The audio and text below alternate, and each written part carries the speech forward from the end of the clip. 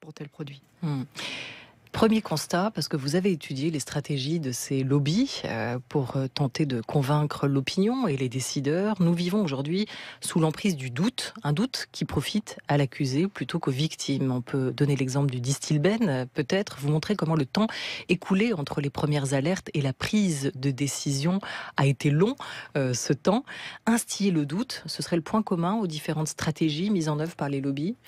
Oui, en fait, on regroupe souvent toutes ces stratégies de manipulation de la science pour retarder la décision et la réglementation sous le terme de manufacture du doute. C'est un terme qui a été proposé par un épidémiologiste américain qui a beaucoup travaillé sur ces stratégies. Et l'idée, en fait, c'est de...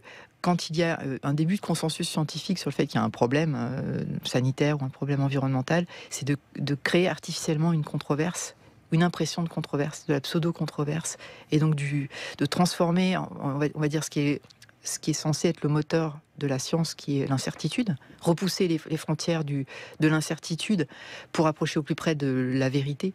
C'est le but de la science. Et les industriels, dans cette entreprise de manipulation de la science, en fait, transforment cette incertitude en doute, en vulgaire doute, ce doute qu'on trouve dans les tribunaux.